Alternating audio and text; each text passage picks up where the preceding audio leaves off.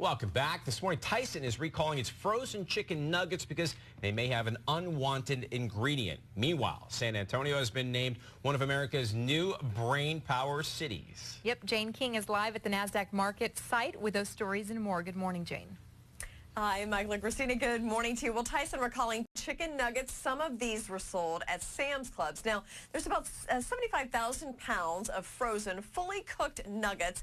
They may have some plastic pieces in them from one of the parts of equipment that was used to make them. Now, the nuggets were sold after February 16th. If you think you have one of these nuggets, take it back to Sam's Club for a full refund. Well, experts are decoding germs to fight food poisoning. The Associated Press says the nation's disease detectives are beginning a program to try to outsmart outbreaks by routinely decoding the DNA of potential deadly bacteria and viruses. Now, the first target is listeria, the third leading cause of death from food poisoning, and it's especially dangerous to pregnant women. Well, General Motors will start today repairing Chevy Cobalts and other cars with the faulty ignition switch that's been at the heart of these millions of recalls, and this is, of course, a big hurdle in getting past the embarrassing recall for GM. More than 2.3 million car owners are expected to roll into dealer lots over the next 6 months for the 30 to 45-minute fix. And did you know you were in a brain power city? That's according to Forbes, which lists San Antonio tied for #1 in terms of cities gaining the most college grads. By the way, you're tied with New Orleans in that list. Forbes says San Antonio attracted educated people with its great food and good nightlife, and also boasts one of the fastest growing regional economies in the country with expanding energy and tech businesses. Okay, the sell-off pretty intense. Back on Friday, the Dow cratering 160 points. It was a horrible day to be in tech stocks. The NASDAQ had its worst day since 2012. We had Microsoft, Tesla, Facebook, Google all hit hard on the day, and the NASDAQ down 110 points. Looks more stable here this morning, guys, but certainly not a big recovery as an indication, at least at this moment. Live from the NASDAQ market site in Times Square, I'm Jane King with your morning business report. Thank you, Jane. So what do we attribute that drop-off to, Jane?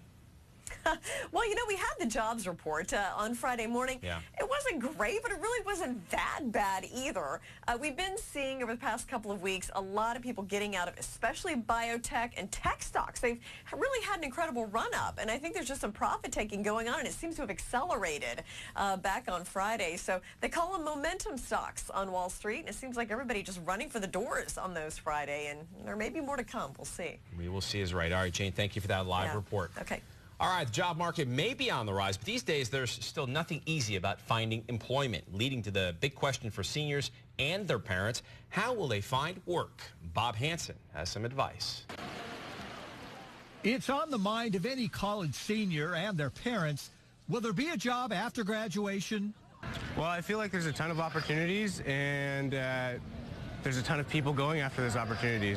It looks like it's very competitive. But whether you're a recent grad or been employed for years, it starts with research. You start looking for a job when you start applying to colleges. And ends with a strong interview. Confidence. You have to really want the job. Employment experts say one-on-one skills and showing true interest and desire stand out when looking for work. You really have to be able to connect with the person who's trying to hire you, because ultimately it's a subjective decision that they're making. Of course, you have to nail that job interview, but what's also important is what you do after the interview's over. It's really important you follow up, and I call it polite persistence. But Phil Blair with Manpower San Diego says there's a fine line between persistence and stalking. Don't call the employer 6 times a day asking if you got the job. Instead, you're going to send maybe a very quick email thank you, followed by a handwritten thank you note, because those are so rare that you really stand apart from everyone else. I think it'll make you stand out. But if they don't get back to you, then they probably don't want you. That's my opinion on it. I made a PowerPoint that's like why you should hire me. So I usually follow up with an email and then send that. The key is letting potential employers know you want the job before, during, and after the interview is over. Now, for a few more helpful hints, if you can send a brief email or letter, don't make it generic. Don't make it a generic thank you card, if you will. Be specific. Refer to something you talked about in that job interview and follow up with a question that they asked you. Well, this morning, the makers of Mazda are surprised by how one little spider can wreak so much havoc.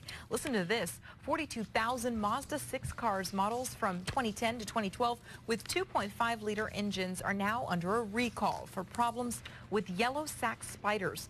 The creatures like to build their webs in the vent hoses. The automaker will now update the vehicle's software.